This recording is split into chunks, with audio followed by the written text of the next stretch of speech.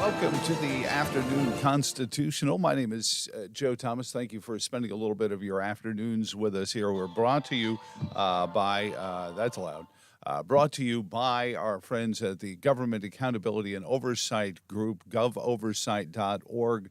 If sunlight doesn't fail, we have high-powered flashlights to start shining at people as well. We've got a great program today. Woke capitalism is what we're going to talk about today. I know it was the ballet on Friday, and it's like, Joe, switching gears, but it's been a busy weekend. And joining us from one of the great organizations in the world, and that is the Free Enterprise Project at the National Center for Public Policy Research. He's the great Scott Shepard. Scott, welcome to the Afternoon Constitutional. How are you, sir? I'm fantastic, Joe, especially after that intro. Great to talk to you and allow me to return all those compliments in spades. Well, hold on a second here. Why you got to bring race into it? No, I'm sorry. That was no. I'm sorry. I'm not much of a poker player, anyway. I didn't flash an okay sign or anything. So I think Anyways, now Scott has been working very hard. Now, Scott and the folks at the Free Enterprise Project, what they spend most all their time doing is joining boards, buying shares of companies sufficient enough so that they get invited to shareholder meetings so they can start questioning the woke capitalism, which how long now has this kind of woke capitalism been burbling under the surface of these organizations, Scott? well, the bad news for us is that when we on the right weren't paying much attention, the left got started with us 30 or 40 years ago, started harassing what were then, if not necessarily broadly conservative, at least sane and sensible CEOs, started pushing to the left, and they were pushing against nobody because nobody on the right recognized what was going on and started pushing back. And so they've been actively involved for nearly 30 years, and a lot of what the country really started to find out about after the riot summer, during and after the riot summer of 2020, had been burbling for a long time. And it's been years and years since corporate executives were reliably conservatives' friends. You remember that in the Obama administration, Goldman Sachs, somebody reworked the Goldman Sachs and the Obama administration, the Obama campaign symbols to work them together. Wall Street loved Barack Obama, and you can't love Barack Obama and be pro-business. So they're off the reservation.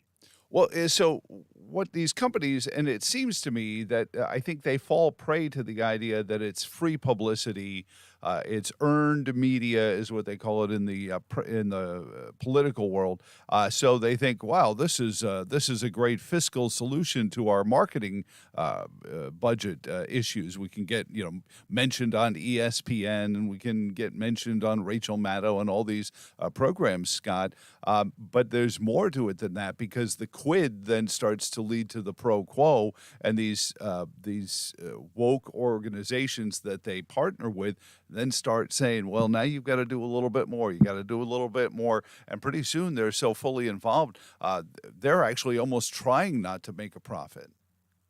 Yeah, that's exactly right. I mean, the two primary goals of ESG, which is to say of woke capitalism, are somehow the same as the two primary whole of government goals of the Biden administration. And that's discriminating against white people, straight people, and men in the name of equity. Illegally discriminating, but obviously this administration and this attorney general don't care about the law at all. Mm. Illegally discriminating on those grounds, which means hiring on the basis of surface characteristics rather than merit. And that's going to lose companies money. It has to, by definition.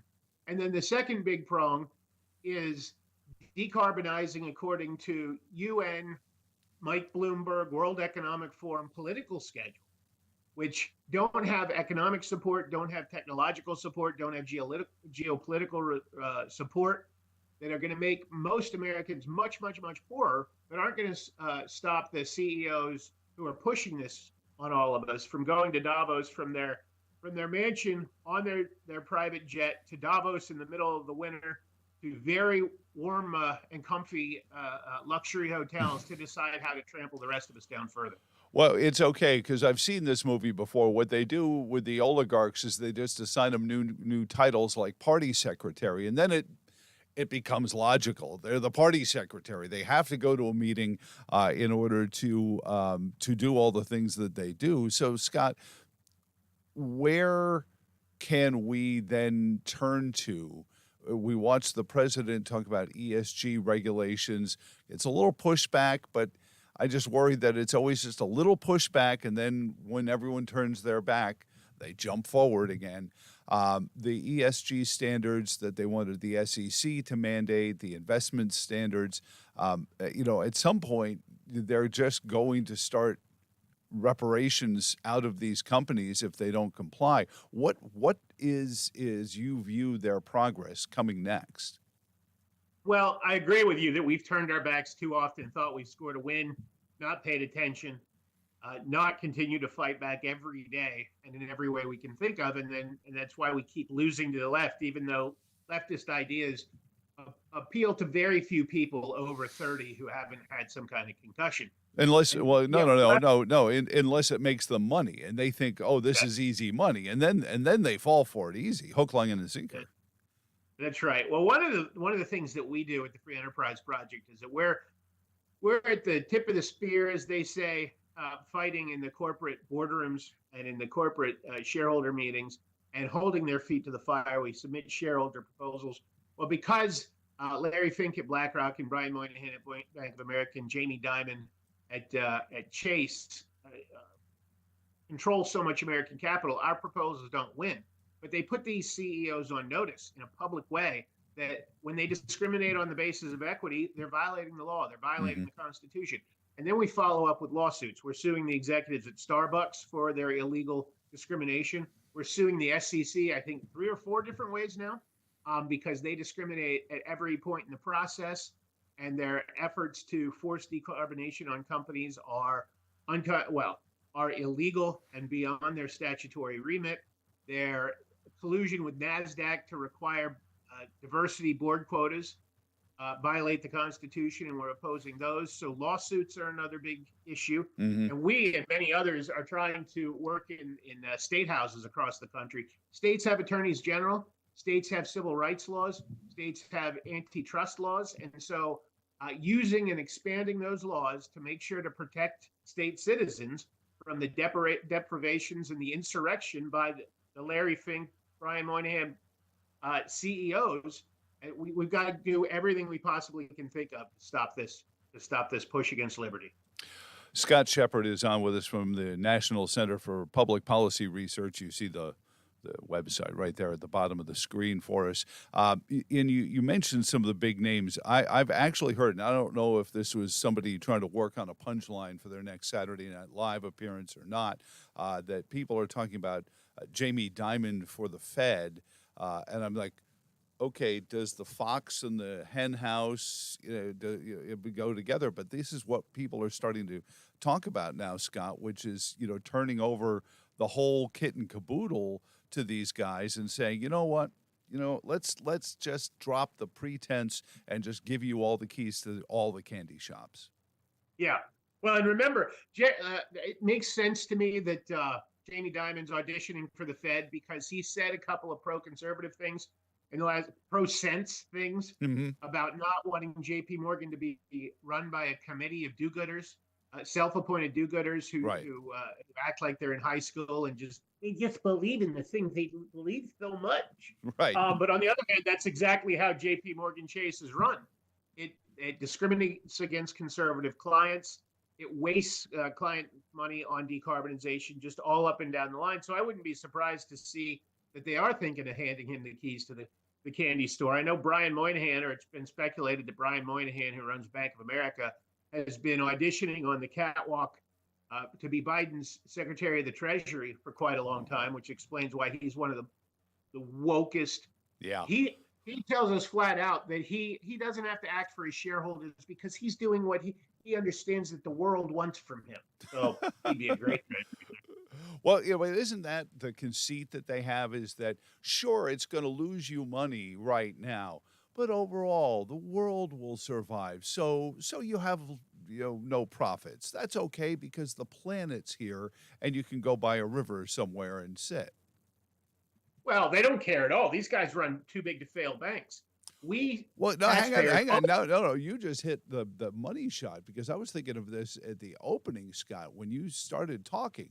I mean, ESG is all well and good if the companies can fail, but now we've got banks that have been bailed out. The president's just apparently softcore nationalized the airline industries as well. So it's Venezuela only with a better, looking nation's capital. Well, that's true, but remember, Venezuela wasn't Venezuela until their brand of lunatics took over, True. and drove it, made it a socialist paradise. Well, that's exactly what ESG. What ESG is the big CEOs and the big government leftists joining hands to reduce our rights, constrain our lives, so that they can live high on the hog. Well, it turns out that big government and big business colluding to destroy individual liberties so that they can live well. That has a name. That's fascism. That's straight up just what fascism means. Mm-hmm. And here we are. So now you have just begun a process of going after Ford, Intel, and Marriott chains, correct? Catch us up on what you're doing with Ford Motor Company first and foremost, because here are these folks who want to tell you, number one, how bad everyone in the United States is for slavery. Yet when Governor Youngkin stood up to them in their electric battery manufacturing plant in Southside Virginia, everyone lost their mind saying, I thought you were pro-business. You're a supposedly conservative hero. What are you doing? And now your report makes it look like, these people are worse slave owners than the plantations of the old American South, Scott. Well, it's certainly true that Ford is disgracing itself in every way. It's got electronic vehicle unit. That unit is going to lose $3 billion in 2023. It lost lots years for years. So in order to save some money, what Ford did was to fire 8,000 workers who work on profit-making, reliable energy, gas-powered cars, got rid of them to waste more money on EVs. But it turns out that you can't make an electric vehicle without cobalt and a lot of other rare earth minerals. Well, cobalt is available mostly, the majority of the Earth's cobalt that's discovered is in the Congo. And that cobalt is produced by child labor, by slave labor, by toxic labor, by catastrophic working conditions. And there's no way the recent book, Cobalt Red, that was written about this, I think Siddharth Khan or Kara wrote a book about this, says you cannot get cobalt from the Congo and have any belief at all that it wasn't created by toxic child labor. And so that's what Ford is doubling down on and lying about in its proxy statement. We have a shareholder proposal. They just said, oh gosh, we have lots of paperwork to make sure that we're not doing that. But the experts have made it clear you cannot say that you're not using child labor to get cobalt if you get cobalt from the Congo. But somehow, because this is EV, electric vehicle, it's supposed to support the political scheduled decarbonization. Somehow all the rules don't matter. If this were any other industry, it'd be shut down like that until we could get reliable non-slave labor, non-child labor suppliers. But nope, not here. And all of this nonsense about decarbonization, it's not going to make a lick of difference to the climate because China built more coal plants, it has more coal plants than the whole West and keeps going.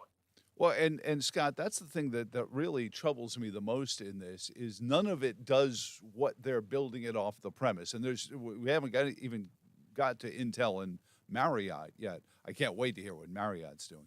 But this doesn't accomplish what they say it will. It's not green. Solar cells are toxic waste, and even California classifies them as hazardous waste. The batteries, who knows? I heard a congressman a couple of weeks ago saying, and I forget the name of the mountain where we bury, Yucca Mountain, where we bury all the nuclear waste. He says, we're going to need an entire Yucca Mountain just for the next 10 years worth of these automobile batteries that we're all going to. So how do they get away with calling this green? Well, I mean, it's Because they're liars. Because the what used to be called the mainstream media is in the tank for this, and they absolutely won't tell the truth about anything. And we haven't gotten to the stage yet when investors have enough rights in the states that they can sue Larry Fink, for instance, for he's got all those $8 trillion worth of assets. Very few of them are invested in ESG products that are supposed to support political schedule decarbonization. But he brags and brags constantly about using every asset under BlackRock management to support explicitly ESG goals. So he's violating his disclosure obligations. He's lying, materially lying to investors. We got to sue and break him in his pocket, and then we'll see a lot of change. Until these guys have to pay out of their own immense fortunes, nothing's going to change because they get to be a global nobility under these rules, and they love that. Well, you talk about the suits. So this begins with what you do at the Free Enterprise Project, which is you get in and you buy enough shares so you have standing, as they say in the courts, and you can go after them in these ESG requirements. But they're bankrupting their companies to do it. I guess they're counting on, as you said earlier, too big to fail. Intel, I kind of can almost imagine the issues there have to do with the silicates and the things that they use to make their chips. But Mark Warner, our senator, said, we've just signed the CHIPS Act. We're going to pay people to make chips. We're gonna subsidize companies right here in the United States to make chips, which apparently are hideously unaffordable to make in the United States, but not at any of the empty factories in Virginia. No. We're not going to worry about those. We're going to go to already existing chip manufacturers and give them tons of taxpayer money to make new chips there. What is your beef with Intel? Well, it is. We'll get to the CHIPS Act in a second, but the problem with Intel is that they are corrupt in their kowtowing to China. You know, the rules, Intel is a woke corporation back here, but in China, they don't care about concentration camps and labor camps for the Uyghurs, who are a religious and ethnic minority. They don't care about the minimal labor conditions over in China. They don't care. They're making explicit agreements with the Chinese government because you can't do big business in China without making agreements with the Chinese Communist Party. And one of the agreements is that China gets to steal your IP, gets to steal your intellectual property. So Intel, step one, if it were behaving consonant with its supposed woke values and with any semblance of patriotic duty, would get the heck out of China because it creates something that the Chinese need in order to dominate Taiwan, in order to dominate Japan, Hong Kong, and to threaten us worldwide. So are you doing the same thing with Intel, going after their directorate with suits and challenging them? I imagine discovery in this alone is fascinating. Well, we haven't gotten to the point of suing Intel yet, but yeah, we expect that discovery in a lot of these organizations is going to be very, very fascinating indeed. Because one of the things we ask, we have a lot of non-discrimination proposals as well at various companies. And we ask, while you're busy going all in for equity, which means discrimination, it means illegal discrimination. While you're supporting all of these equity, could you stop and maybe make sure that you're not discriminating against employees who you're not honoring with the label diverse? Mm-hmm. And companies tell us to pound sand. Well, when we find out that they are discriminating in illegal ways, and then we sue their directors, I think that, as we've done at Starbucks, that's going to be some pretty fascinating discovery. We're going to find out a lot of people don't care if it's illegal, and then they'll have to pay out of their personal pockets. I suspect that we'll find out very similar things with the relationships with China. So when you talk about, not caring about legality, is this where they're looking at the Attorney General and the administration and saying, they're not going to go after us? I mean, we went through COVID and we did all sorts of things then. I'm almost imagining this is the post-COVID economy writ large. It's the big companies can stay open. The little guys have to close. You can't go to vote, but you can go to the liquor store. You can't go to church, but you can go to the casino. Well, you couldn't go to the casinos, but you could go into Walmart. Is that what they've learned from COVID? Is that they are not just too big to fail, but too big to care? I think that has a lot to do with it. I think that a lot of these companies and their CEOs, I mean, as we say, World Economic Forum, they all meet at Davos and come up with plans to make their lives wonderful and to constrain and diminish the rest of our lives. They really have started to think of themselves as a global as a global class of nobility, and so it's going to take private lawsuits, attorneys general lawsuits, be it at the state or federal level, bucking up of laws to protect consumers from the CEO insurgency in order to stop this. And maybe some CEOs will have to go to jail. Well, how do we walk the tightrope? Because every time you and I talk, Scott, it makes so much sense from a free market capitalist standpoint. But then I start to wonder, a lot of this stuff sounds a little, like what the traditional old American left would say about down with capitalism and get the rich guys. And I can hear Bernie Sanders in my head. He grew up not far from me. It's okay for you kids to not like capitalism. And every time I feel like writing a letter to Jackie Mason apologizing to the great old Borscht Belt comic for realizing that Bernie Sanders sounds like him. But I worry because we're walking this tightrope in between free market capitalism and feeding the Bernie Sanders communists a red slab of meat. Well, the way I explain this is that, as I said, government and big government and big business working together to deny liberty is fascism. That's what we've got. The CEOs, the ESG movement is moving toward that goal where we're constrained, where we don't have individual liberties. On the other side, of course, is Bernie Sanders' commune socialism, right? And that's the state by itself destroying individual liberties. What we need to do as conservatives, as libertarians, is to get between those two horrible results, but also not to just follow the Romney-esque type corporatists who are really happy with this side pretty much as long as they get to be on top. The goal isn't to write the fewest number of laws. The goal is to have the right collection of laws to maximize individual liberty and free markets. Now, that's very different from big business, big corporate control.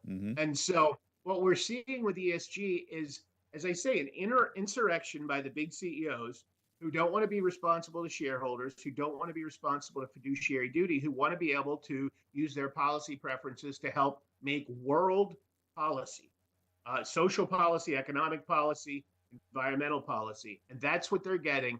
And so we who prefer American liberty have to fight off both of those horrible statist extremes and maximize human liberty.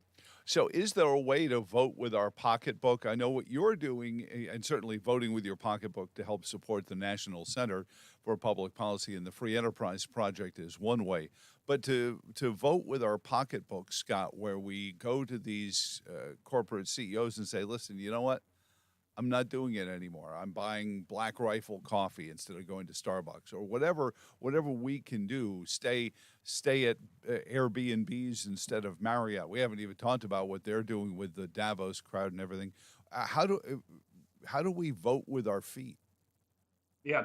Well, on the one hand, just not buying things from woke companies anymore is going to lead you to a fairly dreary life. You'll be living in a cave, hugging onto my pillow, eating a lot of Goya beans, and fairly unhappy because all these companies go on so woke. So if you're going to boycott, you have to make it clear to somebody who you can talk to directly what's going on. So McDonald's discriminates on the basis of race and ethnicity. If you want to stop going to McDonald's, let your local franchise owner know. Have a meeting with that person or a call and say, look, I'm out because your corporate discriminates on the basis of race, sex, and orientation. I think that's illegal and immoral. And I'm not coming to your shop anymore until that gets fixed, because that information will go burning up through the lines. Whereas if you call corporate, they're not going to pay any attention. Coca-Cola bottlers, the same way for all the racism in Coke. Look at Bud Light. They hired a middle-class millennial woman to run Bud Light, and she felt like she had to get her woke cred. And so she brought on board Dylan Mulvaney and insulted the actual drinkers of Bud Light, and now Bud Light's collapsed. And hmm so it's very clear to Bud Light why it's collapsed, but still let your local distributor know and check with your local distributor to say, hey, do you still have your distribution contract? Are they allowed to just blow up your sales this way? Have you thought about a lawsuit? Well, And so be active in any way you can to push back against these corporations. And as you say, we'll always take donations to take the fight to the headquarters. But be active at that level, and you'll make a real difference. does what happened to Bed Bath and Be Gone paint a parable for what can happen to these companies, Scott? Well, sure, sure. And Disney's down 40% in part because it went to war lying with the Human Rights Campaign about hmm what that bill, which was no groomers teaching our kids, turned that into don't say gay, lied about it. They're suffering a price, but they're also suffering a price. Warner Brothers is suffering a price, the other major studios, because they went woke with what they create. Nobody hmm wants their little kids who are the Disney heartland subjected to uh, sexuality indoctrination. Uh, Zaslav over at the new Warner Brother Discovery has had to can entire movies because they were so bad that they thought they'd ruin what was left, the little reputation that cinematic universe, whatever they're called, have left. So lots of companies are starting to pay a real price. It does look like a few years ago it didn't hold true, but it does look like get woke, go broke really has a attractional meaning in the markets these days. And hmm so, that's something to look forward to, but always make sure you're making it clear why you're giving up on a product or a brand, because, years ago, the NFL started losing ratings, and they blamed it on absolutely everything in the world except the Right. kneeling sportsman in NFL going all in. So you've got to make it clear. I mean, we just have a biopic about Matt Damon and Ben Affleck? No, it was about the guy at Nike. That was what it was. And Michael Jordan famously once said to a reporter, "Republicans buy sneakers too." Yeah. And I think that's what a little bit of what we've forgotten in this, Scott, is this damage that's done to the companies. Now, several Republicans that I know have been pressured because retirement funds, 401ks, seniors' retirement are being damaged because it's so prevalent. It's so many of these companies are seeing their stock prices fall. What is the message to some of those Republicans, regarding holding the line? In the wake of people saying, hey, seriously, my 401k is way down because all these woke companies have been caught. Stop going on Sean Hannity or the Afternoon Constitutional and outing them. No, I mean, it is true that they're going down because they're woke, but the response is not to not point out that they're woke.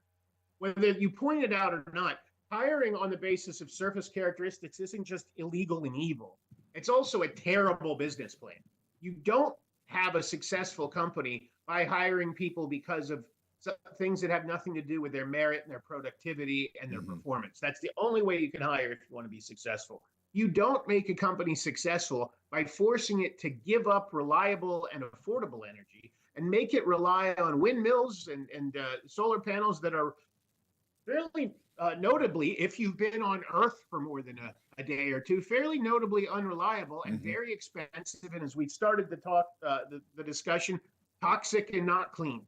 So the institutional harm that comes from ESG comes whether there's any spotlight or not. What we have to do is spotlight this stuff, but also change the law to shut down ESG, to get back to honest fiduciary duty, so that these profits can rise again and the American economy isn't hamstrung by the likes of Larry Fink and Brian Moynihan. And some of it is the Obama mercantilist view that if I have a dollar, I've kept it from someone else, and that the redistributional mindset gets in there.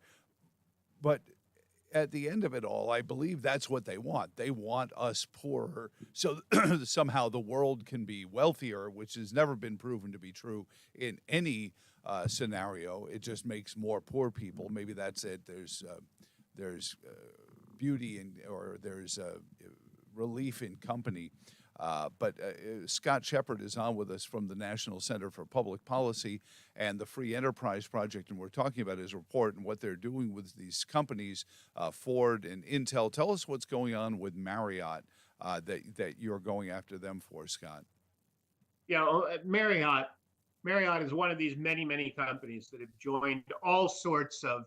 They're spending shareholder money to have their CEOs belong to organizations that have embraced very political, very left-wing, very company profit destroying, very socially debilitating proposals and positions, such as we've been talking about decarbonization. And one thing we pointed out is that the Marriott belongs to the World Economic Forum. It wastes a lot of money to send its CEO there every year. The World Economic Forum is famous for having espoused the idea that you'll own nothing. No, not them. They'll own all sorts of things. But Right. We'll own nothing and like it. We'll have digital coins so that anytime we want to buy something that the Fed doesn't approve or the Biden administration doesn't approve, we can be stopped. We're the people who will have to eat bugs for our protein and have EVs out in the countryside, which will effectively destroy our abilities to function in the world. And so what we're asking them to do is to reconsider all of that shareholder money spending and all of those positions that they've implicitly adopted and compare them to their fiduciary duties, because none of that is consonant with fiduciary duty. Fiduciary duty says make money for the owners, the shareholders, and don't let your personal politics or your personal advantages matter. And Marriott's not doing that, but it's just one of so many companies. Well, we appreciate what you do, getting on all those boards, having to go to all those board meetings, sit through all those Zoom conferences. I appreciate it. What can we do at this end? As you mentioned, going in, talking to the local franchisee when one exists, and finding alternatives to that, and understanding that sometimes that stuff costs a little bit more. I mean, as Ron Paul once said, a $4,000 iPad doesn't help the American economy out either. So I guess at some point, that's what we're looking for, is that sweet spot where we can have an iPad or a tablet and not have to spend $4,000 for it. Yeah. Well, amongst other things you can do is when you run across discrimination, to let us know and to let others know who are in a position to highlight it and maybe even to bring suit about it. If you see these policies being rolled out where you're at work, you can let us know about that. If you find good, if you find good alternatives to the woke products, let us know. We can start a list. We can start suggesting people to get around things. But we always push that the way to fix this is to get in the corporate faces, get in the government faces, fight back every day and just as hard as the left does. You know, the left got partly where it was by picketing corporations, and maybe you should organize with your church group or the PTA group, picket in front of I don't know, McDonald's because it's or Starbucks because it's discriminating on the basis of race and ethnicity. Picket in front of your local Disney store because of their embrace of destroying children's well-being with all of this trans and sexuality nonsense for little kids. Get involved at the local level, and it'll really make a difference. Yeah, absolutely. Start pointing out the horrible abuses of the ecology at Ford and that kind of thing. Scott, thank you so much, sir. Keep up the great work. nationalcenter.org and the Free Enterprise Project there. You have a wonderful afternoon, sir. Thank you so much, Joe. You as well. Thank you for your time. And thank you for joining us this week on Freedom and Prosperity Radio. We'll be back here tomorrow at 3, and I hope you can join us then, or for our local radio program tomorrow morning at 5 on Seville 107.5 and 1260 WCHV. But until then, so long, and thanks for all the fish.